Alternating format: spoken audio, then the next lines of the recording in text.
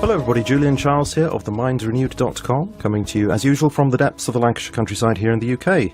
And today I'm very pleased to welcome back to the programme a guest who is always very much appreciated for his great insights into matters political and economic, Dr. Paul Craig Roberts. Dr. Roberts has held numerous senior academic positions in universities. He was an associate editor and columnist for the Wall Street Journal and was appointed by President Reagan as Assistant Secretary of the Treasury for Economic Policy during Reagan's first term in office. After that, Dr. Roberts served as a consultant to the US Departments of Defense and Commerce, and he is now chairman of the Institute for Political Economy, which you can find online at paulcraigroberts.org. Dr. Roberts, thanks very much for coming back on the show. Pleased to be with you, Julian. Well, it's always a pleasure to speak with you. I mean, certainly your posts over there at paulcraigroberts.org are, they continue to be a source of good information and, well, to a certain extent, a relief to me, and I expect to many others. It's a kind of oasis of sanity and calm in a world that seems to be going mad in many ways. So it's always great to speak with a calm and sane person. So thanks very much for coming on. And today I want to talk about a piece that you wrote on your website earlier this month called Somnolent Europe, Russia and China, and particularly because of what you say there about the European Union and the upcoming referendum here in the UK as to whether we Britons should stay or leave that union. And as we have this decision to make shortly on the 23rd of June, do we go for Brexit, do we not? I thought that it would be good to hear your views on this, and even more particularly because of what you say about something else connected to this, the historical links between the EU and, of all things, US intelligence, which is very fascinating. But perhaps we should start with your more general impressions of what's going on at the moment. You write in the piece that Washington is committed to the European project because it's in its own interests that should continue. And you say that basically it's David Cameron's job, presumably under Obama's instruction, to, this is what you say, scare the British people into thinking that it's too dangerous to go it alone. So let's start there. Why is Washington so averse to the Brexit vote? Well, Julian, we really should then start with what you were going to get to later. Mm-hmm. The EU is a creation of the CIA.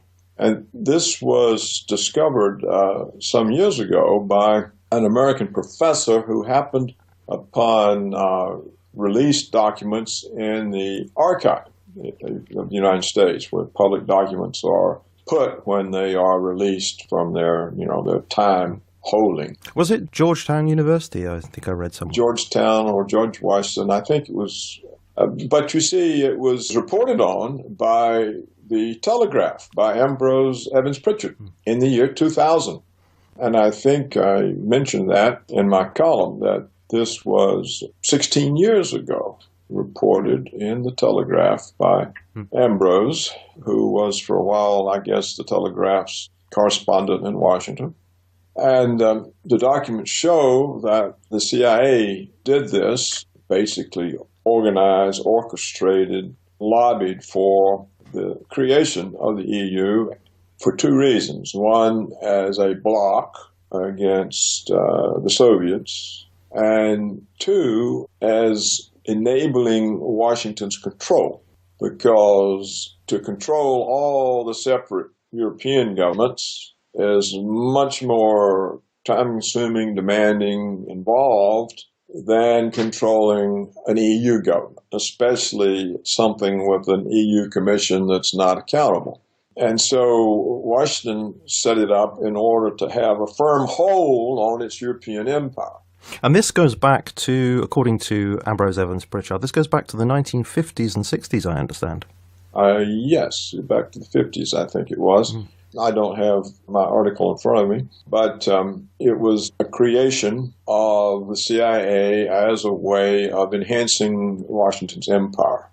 For Washington to have to go to Italy, to France, to Germany, to the British, negotiate with each of these governments. There are more people you have to bribe or threaten or cajole, and then the countries themselves can increase their demands for what they want in return, because if one holds out, no deal can be made. Whereas if Europe is dissolved, if the European countries are dissolved into one entity, then Washington only has to deal with one entity. And so this was the origin of the EU for that purpose. It facilitates Washington's control, and that is why Washington has pushed so strongly to put all of Eastern Europe into both the EU and NATO, because otherwise, how many countries are there, European? I can't remember the Eastern, the Western, the 28 or 29? I think it's 28, yeah. Yeah, and so instead of having to deal with 28 separate governments, Washington can achieve what it wants dealing with the EU. So this is the origin. Indeed, it's fascinating. I mean, one of the things that comes to my mind is I've had interviews with Patrick Wood, and he has said things along these lines. I mean, he's very much looking at the work of the Trilateral Commission over the years. And one of the quotes he has in his book, Technocracy Rising, comes from a private conversation with David Rockefeller, which is published by and available for free download from the Trilateral Commission. So I'll link to that. So this is Pat Wood citing the words of David Rockefeller. Quote, back in the early 70s, the hope for a united Europe, and that's all in capital letters, Europe, was already full-blown, thanks in many ways to the individual energies previously spent by so many of the Trilateral Commission's earliest members. So yeah. There is a little window into this interest that was there, as you say, going right back to the 1950s. Yeah, it's an American creation, the EU is. It was orchestrated through European individuals and under various pretexts. And it was done in stages, but it was essentially a CIA operation. And you have to understand, this is not what the professor is saying or Ambrose Evans Pritchett is saying. This is what the released CIA documents say. Right. Yeah. Sure. When you actually go to the article that he wrote there in the year 2000, I can see that's what he says here, although he doesn't actually link through to any of those documents. But of course, one could double check on all of that. But he points to various memoranda. Let me just have a look at a number of things that are said here. One of the memos, this is June the 11th, 1965, advised the Vice President of the EEC, Robert Magellan, quote, to pursue monetary union by stealth, and it recommends that all debate be suppressed until, quote, the adoption of such proposals will become virtually inescapable. So these are memos from the CIA that are going through there to the Vice President of the EEC. Right. The whole thing was a CIA orchestration. They used various Europeans for it, and always with some cover or pretext. The documents are publicly available. Once they're released, I don't think they can then be all of a sudden reclassified. Right, so they could be checked up on, yeah. Yeah, and so all anyone would have to do would be go to the National Archive and ask for them. Clearly, it's so. It's not something being asserted. It's based on the actual CIA documents. I mean, they admit it. Yeah, and people involved. He actually mentions a number of people. It seems pretty clear this is the case. I mean, he looks at this organization called an American Committee for a United Europe that apparently was created in 1948, and he says it was chock full of intelligence people. The chairman apparently was William J. Donovan, who had been head of the OSS, the Office of Strategic Services, forerunner of the CIA, who at the time was apparently, well, ostensibly a private lawyer at the time. The vice chairman was, of all people, Alan Dulles. And the board included the CIA's first director, and he says a roster of ex-OSS figures and officials who moved in and out of the CIA. So there it is. Yeah, this was clearly done, and it's succeeded because Europe is very firmly under American control. Washington controls Europe totally. Controls its foreign policy, its economic policy, controls whatever the various elected presidents say or don't say, force retractions. And Obama's recent visit to London was to tell Cameron to deep six this British exit from the EU. That's his marching orders, and he will do everything he can to comply because Cameron is, like every British prime minister, a puppet of Washington. He has no independent standing. He can't put British interest ahead of American interest. He's not allowed. It's quite clear, as Obama said, it's American interests for Britain to stay in the EU. So what most likely happens in these situations is the leaders go to people and say, oh, little England, we'll be insignificant by ourselves if we're not part of this big bloc of Europe. We'll lose our influence. If we stay in the EU, we'll have a lot of influence because we are important in the EU. But if we're not in the EU, we're not important. Things will pass us by. Little England will be little England. That's exactly what they do, yes. And in fact, one of the controversial things over here has been in recent months that the government spent £9 million of taxpayers' money on this glossy pamphlet that's been sent, because I've got one right here. To vote stay, that's what they say we should do. And this glossy leaflet is headed HM Government, of course, so it looks nice and official. And it's titled, Why the Government Believes That Voting to Remain in the European Union is the Best Decision for the UK. And it has several points, some of which you've just mentioned there. Apparently they secured a special status for the UK in Europe. We're not going to join the euro. We can keep control of our borders. We'll not be part of further European political integration, apparently. Tough new restrictions on access to welfare for EU migrants, and they say they have a commitment to reduce EU red tape. Do you believe any of that? No, I don't believe any of it. This is the trick that the British government always pulls on the people whenever the issue of the EU comes up. They say, we're negotiating special conditions. We're negotiating special conditions. So don't worry. You don't have to worry about the immigrants because we're negotiating that part of the EU out of our relationship. You don't have to worry about EU laws taking precedence over British laws. But of course, we will continue to allow them to arrest you and pull you out of the country. Yes, it doesn't actually say that in the pamphlet, no. Because somebody in Greece or something files a complaint. So they use the combination of reassurance that we have a special deal with fear that, we'll be ruined if we're not in. So I don't know that the British people succeed in standing up for themselves or they'll lose their confidence about leaving. Now, in a real respect, Britain is not in the EU because you still have the pound. And so unlike Greece or Italy or Portugal or Spain, when you get in financial trouble, the British can simply print pounds to get out. You're not dependent on private banks. You have your own central bank. But countries that use the euro do not have their own central bank in the sense of a money-creating bank, because the central banks of the other euro members are no longer central banks. They still have that name, but they cannot print euros. Only the European Central Bank. And that's not controlled by the members. It is by Germany, more or less. But the other members, they have no real control over the European Central Bank, which really is run by a former Goldman Sachs executive. The same people who run the U.S. Treasury and the Federal Reserve. They also run the European Central Bank. So in a sense, does that mean that the UK is actually pretty much okay as things stand and we don't need a Brexit? I mean, after all, as you say, we're not part of the euro, and they say there's going to be no further European political integration as far as the UK is concerned. So are we okay to just stay as we are? No, because you're okay for now if you get into financial trouble. They can't come in, make you get rid of public services, national health, cut the pensions, and sell off all of your public assets to private investors abroad. They can't do that to you. But, of course, you can't really be in the EU and not be in the EU.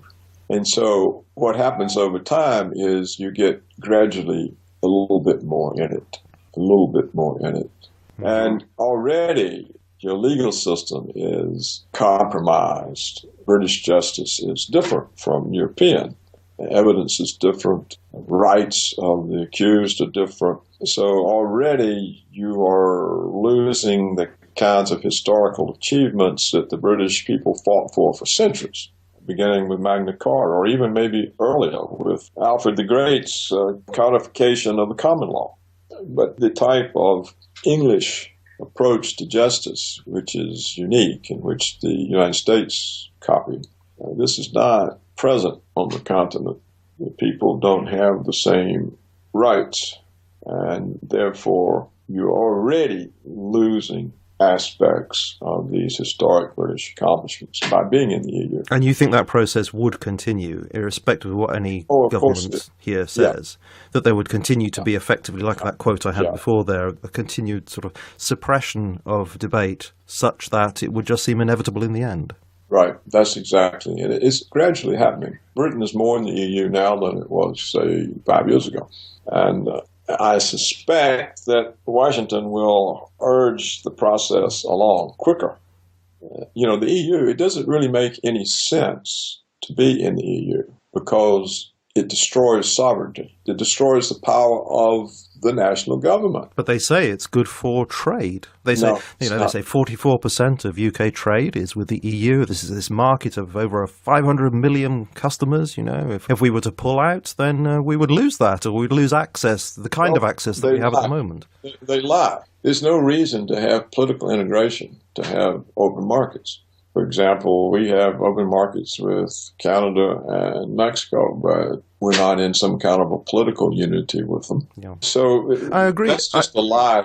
Yeah. All governments lie. Sure, but I agree in principle that you don't need to be part of a trading bloc in order to do trade. But I mean, one point that Leon Britton made, not one of my favourite characters, but it was a point that he made, that we would be penalised. We would not really be able to trade well with the rest of the EU. They would penalise us with various tariffs. And so No, he's lying through his teeth. Look, a trade bloc is not a political union. You don't have to have a political union in order to have a free trade zone.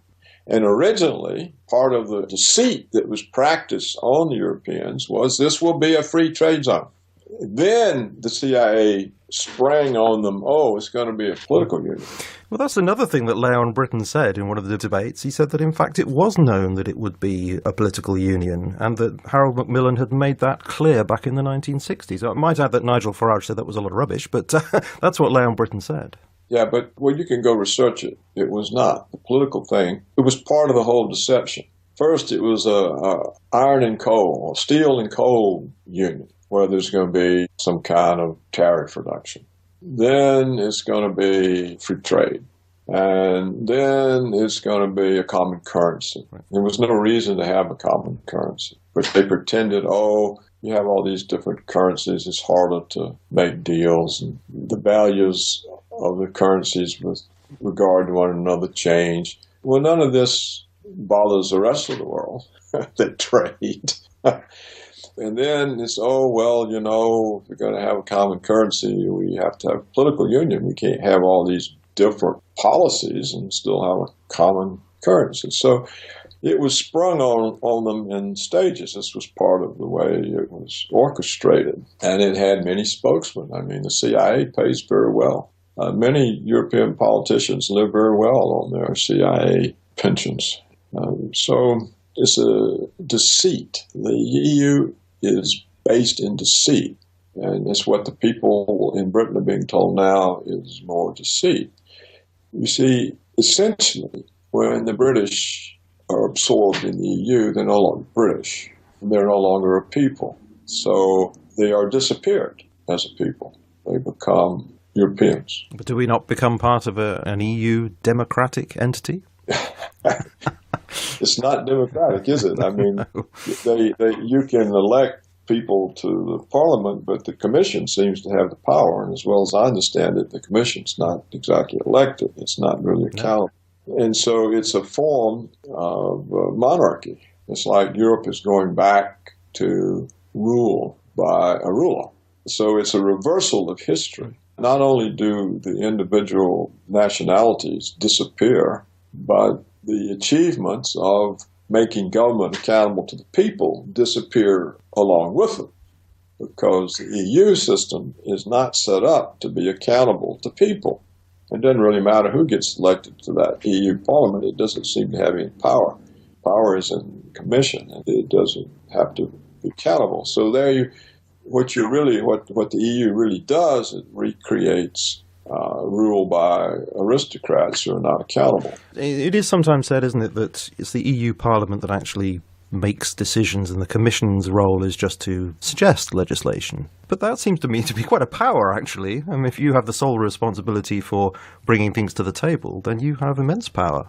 Right, it's set up for that, yeah. It's set up as a dictatorship, and will get more so. Look, the United States doesn't have an EU commission, but if we look at the balance of power that currently exists between the executive and the legislative is essentially impotent. It's lost all its powers. The government is run by the executive branch. For example, the Constitution says that only Congress can declare war. Well, the executive branch pays no attention to it. Neither does Congress. They just let the power go. They also say that all tax matters originate in the Ways and Means Committee of the House of Representatives, but that's all compromised. Every aspect of the legislature of Congress has been compromised, and the executive branch has gained more and more power. It's really not even accountable any longer to the judiciary. For example, when Bush declared that he was going to detain American citizens indefinitely without due process, this is a complete violation of habeas corpus, which is a constitutionally protected right and one that the judiciary is expected to enforce, and they didn't do anything. And when Obama said, well, we're not going to do anything about that, we're actually going to add to it, I've got a list of Americans I'm going to kill based on suspicion alone without due process. And the courts didn't do anything about that. And we know, for example, the executive branch, I'm talking about the United States, practiced torture.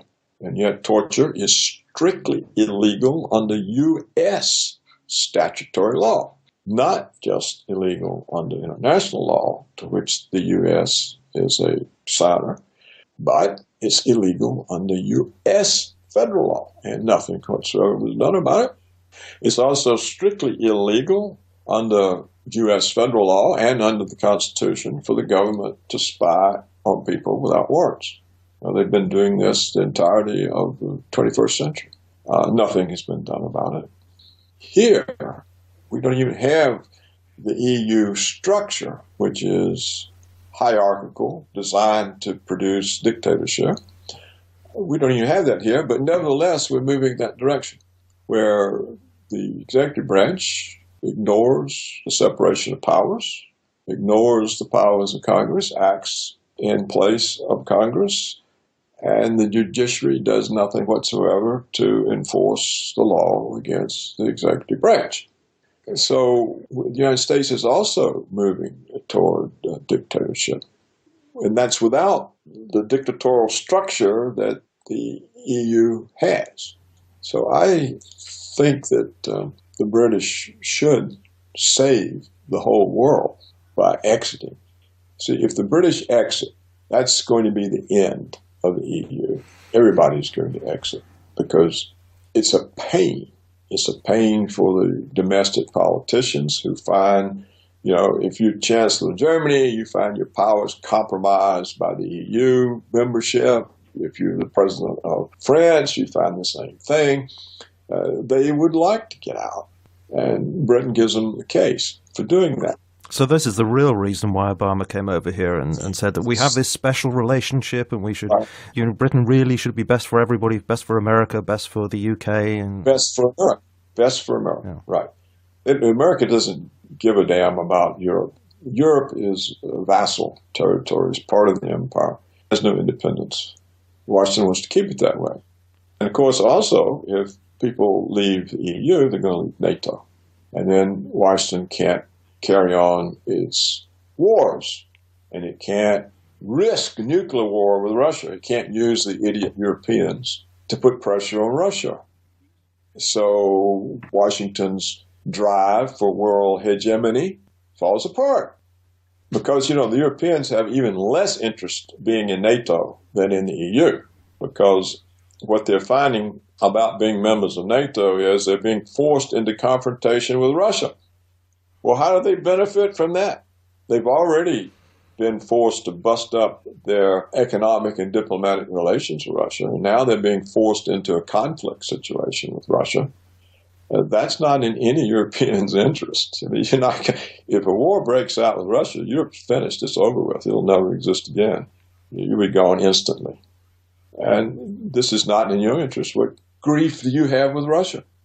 The whole trouble that you have with Russia is because Washington overthrew the elected government in Ukraine, thinking that nothing would happen as a consequence. And Russia said, well, look at all these Russians. They don't want to be part of that. They're coming back to us. And so, you can't have them back. We're going to put sanctions on you. And then we go make Europe put the sanctions. And ever since, if you look at all the NATO commanders' statements, it's always war, war, war. This Russian is going to invade the Baltics. They're going to invade Poland. They've invaded Ukraine. They're going to invade Europe. We got to have more missile bases, more troops, more tanks, more NATO forces, more NATO maneuvers. Well, if you're Russia and you're looking at all this, you've seen this before when the Germans in 1941. They're not going to sit there forever while all kinds of hostile forces build up all around their borders and missile systems. They're not going to do it. In fact, they've said they're not going to. People need to start listening to what the Russians say before the people cease to exist. This is a serious thing. You can't go around picking a fight with the world's most powerful military, which is not the United States. I don't know if you saw the RAND study that came out last year. The RAND Corporation essentially is a CIA outpost. They were tasked with running all kinds of war games between NATO and Russia. And after a year or two or three of studies and war games, this RAND report came out last year, and it said if there's war between NATO and Russia, it'll be over with in 60 hours. Russia will simply overrun Europe. It will take them 60 hours, not 60 days. We are so outclassed militarily. Now, some people say, oh, well, the reason Rand said this is the military security complex wants a bigger budget, and they're using this. It's not really true, and they're using it. But I suspect there has to be some truth to it, because there are too many military analysts still who are independent and who can look at these studies, and they can say, wait a minute, this is all nonsense. And I haven't seen any of that. So to get back to the main point, what the United States is doing with NATO is forcing Europe into a conflict situation with Russia. But also the United States uses NATO as cover for its war crimes, which it has committed in Iraq, Libya, Afghanistan, Syria, Yemen, Pakistan, Somalia. Without the NATO cover, this would be naked aggression. You know, people all over the world would be screaming to put the United States government on a Nuremberg war crimes trial. But because of the predominance of the U.S. and Europe, oh, this is some kind of a democratic operation. Look, all these countries support this. So what the Europeans do, they enable Washington's wars that now producing refugees that are overrunning Europe. That's how stupid the Europeans are. And the British. Stupid. So you see this opportunity for Brexit to be vital and more important than what we're normally told, of course, you know, it's seen from the point of view of British perspective all the time. Will it be good for us? Will it be bad for us? And it's tempting to think along those ways and sort of weigh those up 50-50. But actually, you're saying that it has consequences that reach way beyond, because then we could see the EU unravel, we could therefore see NATO unravel, and then many of the problems that you're talking about here would be overcome. Right. You see, what you have to understand is the United States right now is threatening the entire world with nuclear war, because they're going to keep on picking a fight with Russia and China, and it's going to be nuclear. We have no possibility of conducting a conventional war against the Russians or against the Chinese, much less both of them simultaneously. And they now have a strategic alliance. So we are pushing the world toward a nuclear war. And it's the Europeans who enable this. If the Europeans were independent, had independent foreign policies, they would tell the Americans, no, we're not going to be part of this. We got good business relations with Russia. We're making money. We get along with them. They're not threatening us. We don't have any stake in Washington having hegemony over the world. Doesn't do us any good. If you had real leaders in Europe, this is what they'd be saying. But of course, they're all bought and paid for. We So own. you are saying that a Brexit vote is actually a vote against Washington's ridiculous attempt for its New World Order. That's exactly right. That's right. And if you don't get the Brexit vote, the chances of nuclear war are greatly increased. So if Britain stays in the EU, we've lost another chance to begin the unraveling that would stop Washington's aggression. But even if we do get that Brexit vote, that doesn't necessarily mean it's going to happen. We could have a repetition of what happened with Ireland with respect to the Maastricht Treaty, where people were given the second opportunity to vote the right way, in inverted commas. I mean, that sort of thing could play out again, couldn't it? Yeah. Or the government simply won't accept the vote. We already see this happening. I mean, it wasn't long ago that one of your top generals said that if the new Labour leader is elected prime minister, we're not going to allow him to take office. You plead national security, So yes. respect for democracy in the West is gone. It's dead. There's no respect for democracy. Look at Greece. Look at Greece.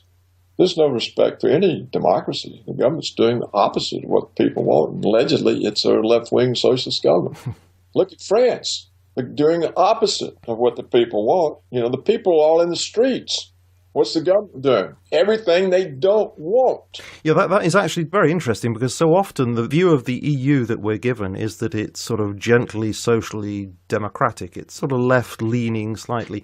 And yet, there's a documentary that I saw recently that a listener kindly drew my attention to. It's called The Brussels Business, Who Runs the European Union? And it gives evidence there that the EU is massively influenced by corporate lobbyists.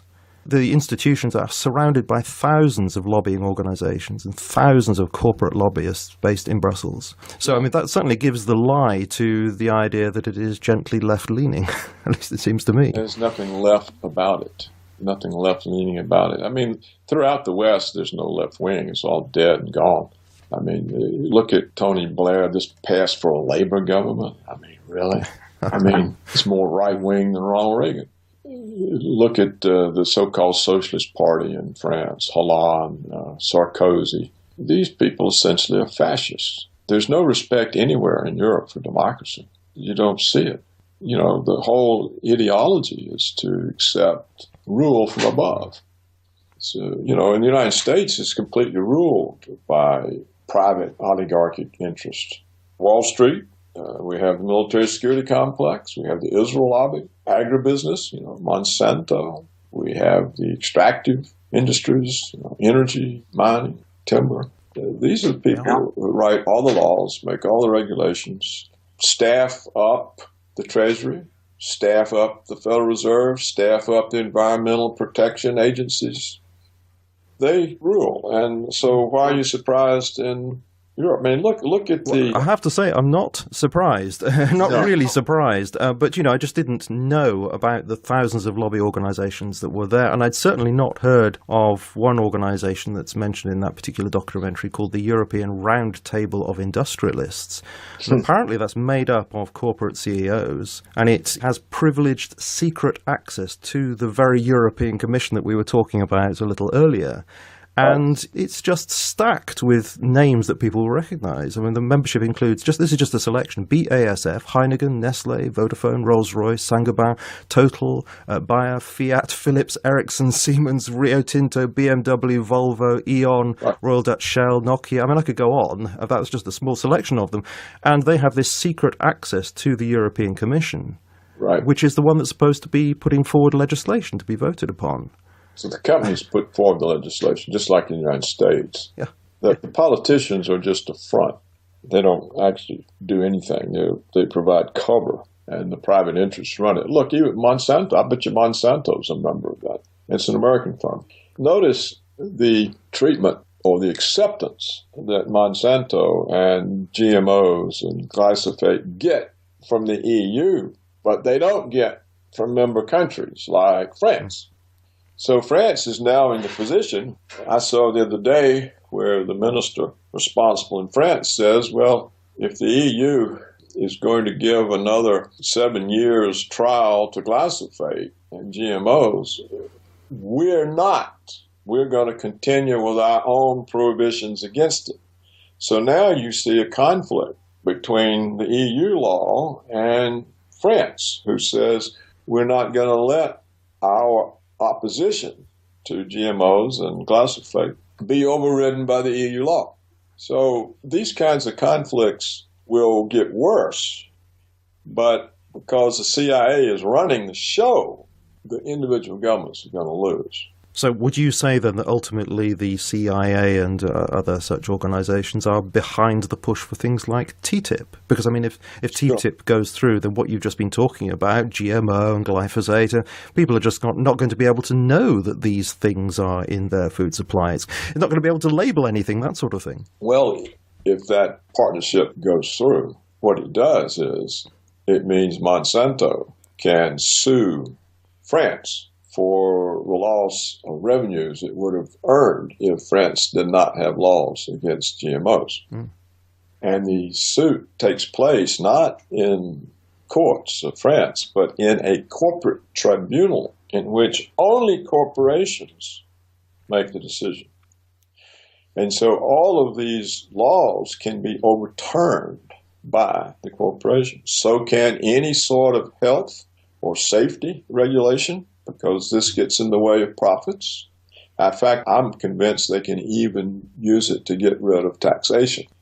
What will happen in Britain, there will be these American medical care organizations, private, will come in and force the national health to get out of the way.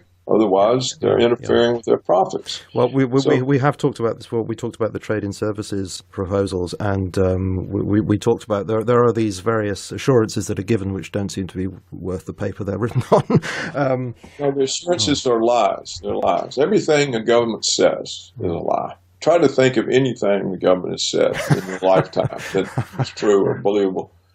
I'll have a go, but I don't think we've got time for me to sit and think. But presumably then, again, we would have to say that a vote for Brexit will be the end of something like TTIP as well. Yeah. Because if it ends the EU, then there's no bloc to negotiate with. That's right. That's right. See, the British people would be doing the whole world and themselves a massive favor. It would block the corporate takeover of Europe. It would block the American use of Europe to create hostility with Russia, and thereby it would greatly remove the threat of war. But what we see now in Russia and the United States is massive increase in nuclear forces. Everything that Reagan and Gorbachev accomplished has been overturned by Washington. You know, Reagan and Gorbachev, Reagan's two big goals, they went together, and they were key toward ending the Cold War and ending the risk of nuclear Armageddon.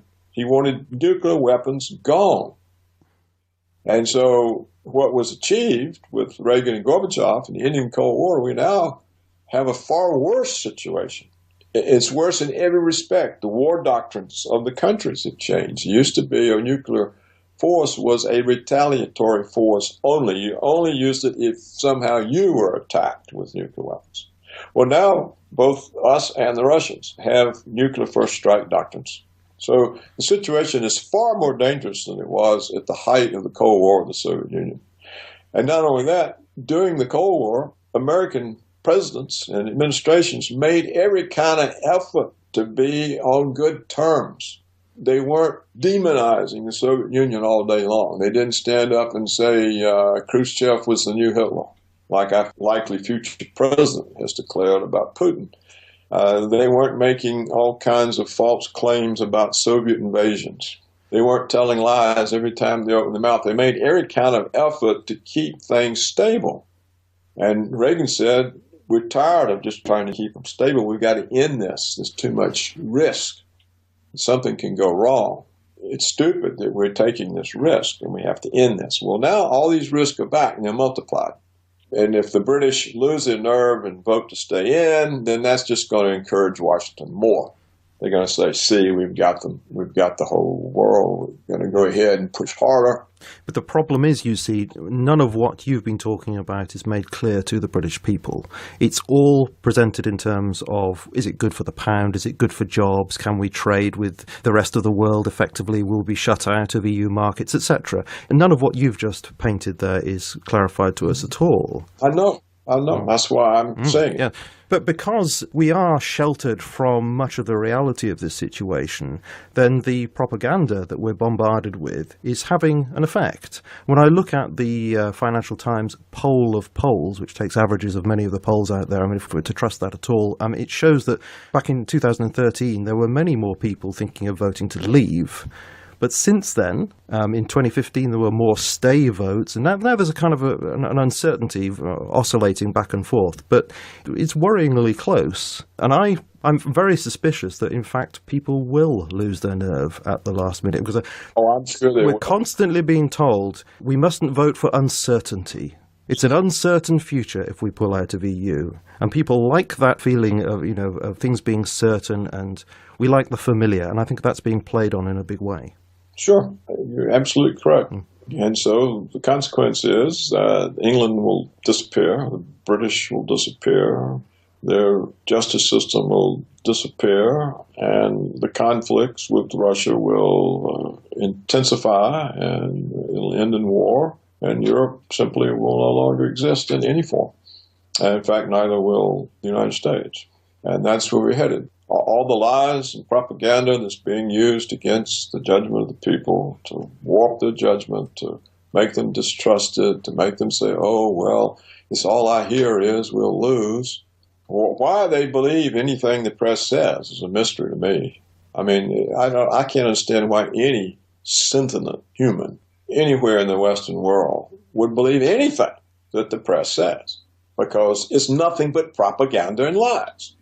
Look, we had a couple of years ago, the German editor of the big German newspaper, he said, look, I'm a CIA agent. They hand me the stories that we print. This is true, he said, for every major news source throughout Europe. He didn't make this up. He published it in a book. Ulfkotter or something like that. He says, sue me. Mm-hmm. He says, sue me. Go ahead, sue me. No one sues him. It's true in England. You don't have any independent press. But you see, I think the problem is that still too few people realize that this is the case. People generally still do trust institutions that are familiar sounding to them. And so we're getting this argument that the economic case has made that we should stay in the EU, and the IMF thinks so, the Bank of England thinks so. And so people listen to those names and think, oh, well, the people who really know what the score is, therefore, well, what do we know about it? We must just trust these very famous names that are telling us that we should not pull out of the EU. And yet somebody like the Tory MP, very bright chap, Daniel Hannan, says that, well, if we look at Europe, in fact, we've shackled ourselves to a corpse, he says. And we should have arrangements much more like Norway and Switzerland, which have these nice association agreements. They're allowed to trade with who they like. They have the benefit of EU trade, but they have this freedom. Yeah. Why are we shackled in this old-fashioned way that's based upon the sort of 1970s mentality when, the UK was the sick man of Europe and looking across to what it thought was a better future for itself, being linked to the continent? This is an old way of thinking, and he says, in this day we've got the internet, international flight is so much more available. We can trade with who we like across the world. And yet, we have these august institutions telling us this is the way it is. And because people are so familiar with those institutions and haven't learnt to distrust those institutions, they're listening to what they're saying. And my fear is that they won't think for themselves on this. Well, you're right. They won't. Propaganda generally prevails because of repetition. But in actual fact, the British people don't know what the Bank of England thinks. Because if the Bank of England thinks that it's a bad idea to be in the EU, they're not going to say it. They wouldn't be permitted to say it. Right. And you're going to stay in the EU because that's where Washington wants you. It doesn't matter how you vote. You could vote 100% to exit. You won't be allowed to. You really think that's the case? Washington will say no. So we've got this 13% or something of the electorate that are wondering, shall I not? They're undecided. So if they decide for Brexit, you're saying it doesn't make any difference anyway. Just Washington won't permit it. Or what will happen if you leave, then all of a sudden there's a massive attack on the pound.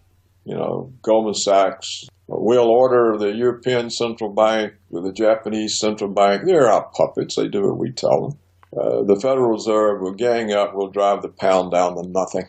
And then we'll say, see, this was caused by you leaving the EU. We didn't have anything to do with it. None of these central banks had anything to do with it. No, this There's no confidence in Britain. See, you've left the EU, there's no confidence, and then the government will say, well, we got to go back in. So this is a kind of economic false flag attack, you're saying? Yeah, oh yeah. It'll be a massive attack. They won't admit they're doing it, and they'll say, okay, we told you not to exit. Everybody's lost confidence in the pound, and everybody will be screaming, oh, we're ruined, and all the papers will say, see, you stupid people, you didn't listen to us, and look what's happened. And government has to take us back instantly. We'll all starve to death. Okay, well, if that's the case, I mean, that then is a very negative scenario that you're painting. Surely you're not therefore saying, well, don't bother to vote, because surely there must be some point in actually voting for Brexit. It must flag up the issues, surely. It must register with everybody that there is this dissatisfaction with the EU, and that in itself must be a good thing, don't you think? Well, I think that what it would do, it might encourage some other members who don't have their own currency. Greece or Italy or Spain or Portugal, they don't face an attack on their currency to bring them in line like Britain does, because they don't have a currency. They only have the euro. And clearly the central banks aren't going to destroy the euro, because that doesn't do them any good in bringing Greece or Spain or whoever back into the EU. Right, okay, so it would embolden other people. Yeah. So if the Greeks, for example, who are being driven into the ground, if they say, look, the British voted to get out, and they had to get back in because they have their own currency and it fell under attack. We don't have a currency. But why don't we vote to get out? Yeah. If the British could vote to get out, we could do that too. So it would be good in that sense. It would start the prospects of people actually voting to leave would take hold.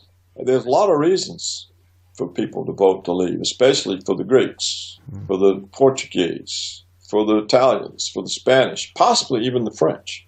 In that case, if it were to unravel from the, as it were, the poorer end of Europe, would you see it less as a collapse of the EU, as a sort of a redefinition of the EU, so that it would just be perhaps the richer group separating off and letting the others go? Well, that would mean that instead of looting Greece, the Germans would have to loot France. See, Greece is being looted. The debt issue is used to loot Greece. They're forced to turn over all of their public assets to private foreign investors. This is the reason the German and Dutch banks don't want any debt relief, because they're using the debt to loot Greece, like they did to Ireland, to Latvia, to Portugal, and the way the United States has done to almost all of Latin America. You use debt to loot the countries, and that's what's happening to Greece. They're being looted. I mean, it's really severe. And so they've got no reason to be in there, and they're just intimidated. But if the British people voted to leave, they would say, hell, we could do that too.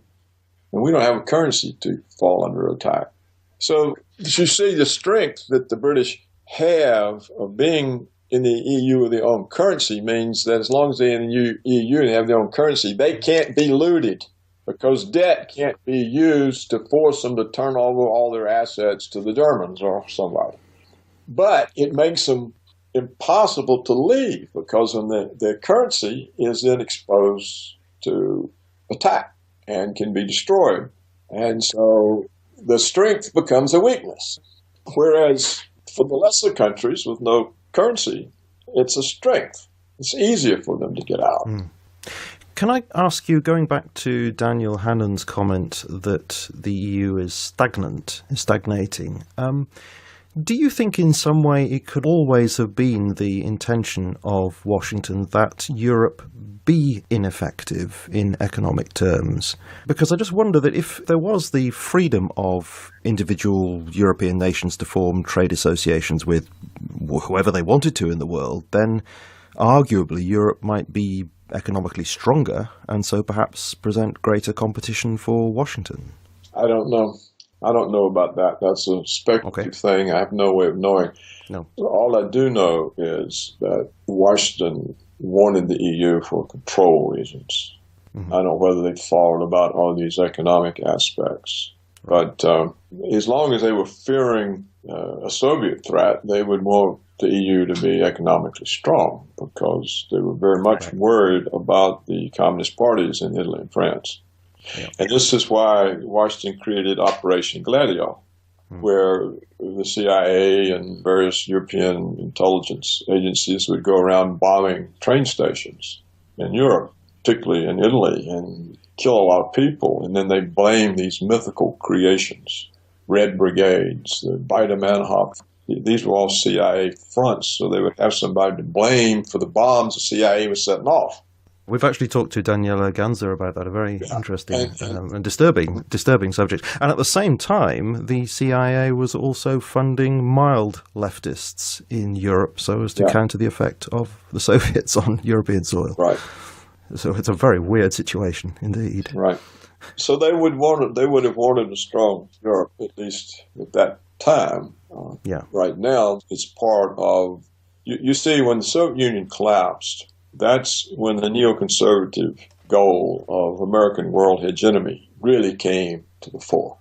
Not just having a European and Asian empire, but look, the only thing in our way, the Soviet Union is gone. So we can now have the whole world as our empire.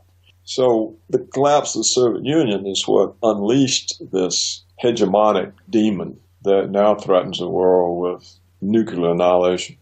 So if the EU were to break up, NATO were to break up, it would take that threat to human life away. But as long as the EU is there, NATO is there, the threat is going to worsen. If you look at the attacks on Russia, they are reckless. They are really reckless, irresponsible. And everybody repeats them. We're constantly being told about Russian aggression. Yeah. Yes, all the time. If Russia was aggressing somebody, we would know it. Those people wouldn't be there anymore. and it's crazy. Why in the world would the Russians bother to invade the Baltics? There's nothing there. They gave Baltics their independence. What do they want to go invade them for? The Baltics can't do anything to Russia. It would be a total pointless thing. There's no sign of it. There's no Russian plans. There's no build-up. It's just all ridiculous. And yet all these things become facts. These are facts, man.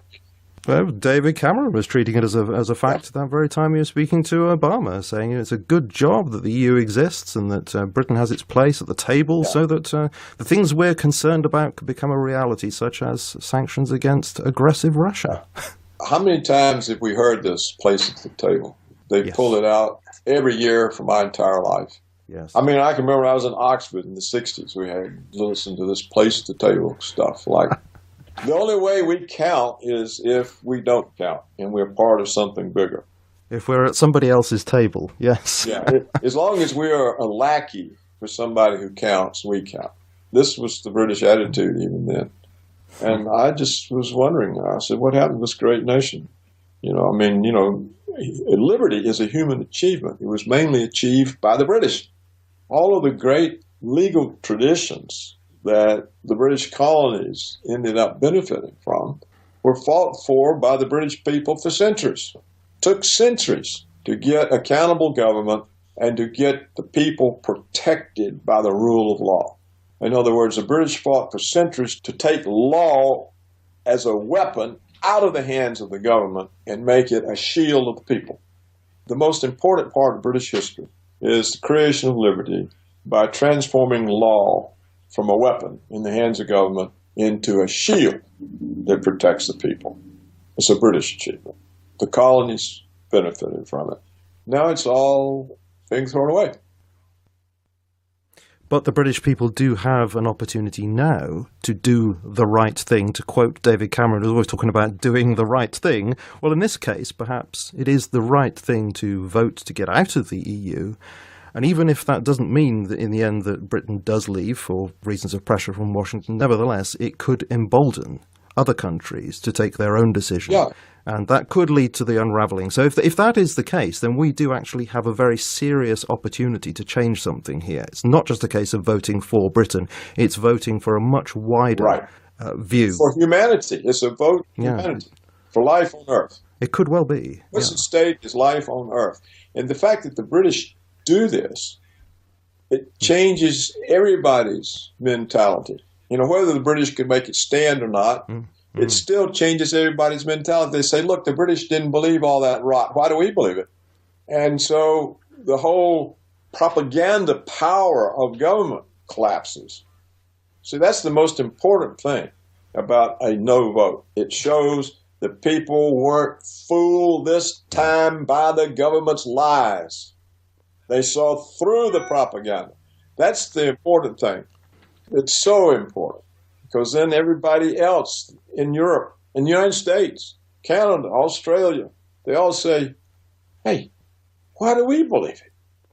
And all of a sudden, the propaganda basis of all Western governments is gone. That's the only way that people would ever get control back over their lives and over the government. Right now, they got zilch control, especially in the United States. Well, thank you ever so much, Dr. Roberts, for sharing your views with us on this. You heard it here, folks, listening to this particular interview. We, here in the UK, we do have an opportunity just about a month from now to make a real difference. It isn't just about us, it's about the whole world, and it could be a really significant vote. So you've heard there what Dr. Roberts thinks, and it's always brilliant to hear what he has to say. And so I thank you ever so much, Dr. Roberts, for coming on and sharing with us your views. It's wonderful to speak to you. Well, Julian, I very much appreciate the opportunity and your program and to be on your program. And I always welcome the opportunity. Thank you ever so much for joining us again. I look forward to speaking to you again on another subject. Yes, it's a mutual on my part. Okay.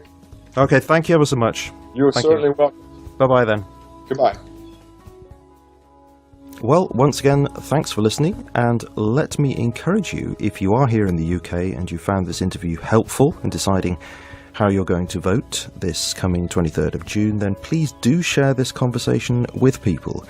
As you know, I rarely ask for support in that way because I don't like blowing my own trumpet. But in cases like this, where the information is, I think, really important, not because of my contribution, but because of the contribution of my guest, then I feel I'm justified in asking. Please do share this conversation around on social media, by word of mouth, however you can do it, especially if you are here in the UK or you have contacts with people in the UK, because as Dr. Roberts says, we have an opportunity here, maybe not to decide what happens to Britain in the short term, but maybe to make a political statement that will reverberate around Europe and give courage to others to make a stand for their own independence and freedom.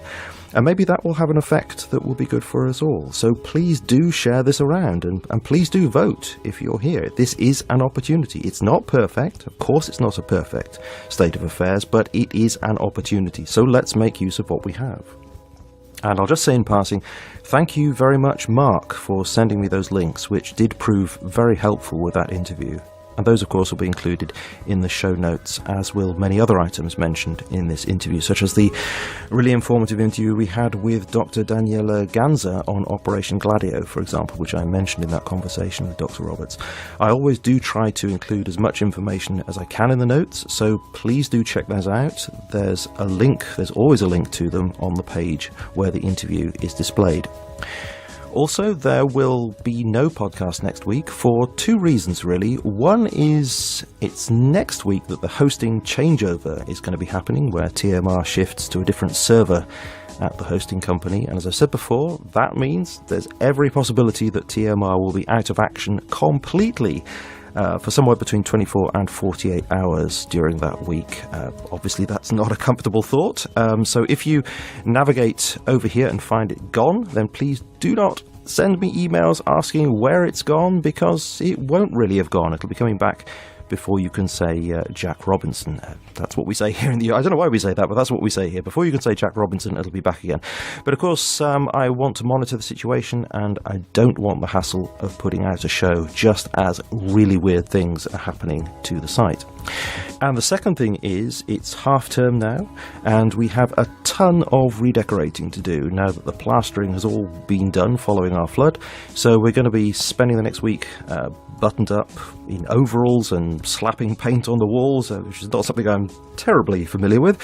So I'm going to be taking a break from the podcast for the next week, and as I say, monitoring what's going on with the website. But in the following week, we will be speaking again with Reverend Dr. Robert Bennett, this time about his new book, Afraid, which looks at the issue of spiritual oppression in the US today, which is a kind of sequel to his field research book on Madagascan spiritualities, which we discussed with him before. And in the following week, we'll be speaking again with Tom Gailey for the third in our short series of interviews inspired by his book, America's Post-Christian Apocalypse, which I again encourage you to get. So once again, please do share this interview around. There's not long to go, and I would love as many people as possible to hear what Dr. Roberts has to say. You have been listening to me, Julian Charles, of themindrenewed.com, and I very much look forward to speaking to you again in the fairly near future.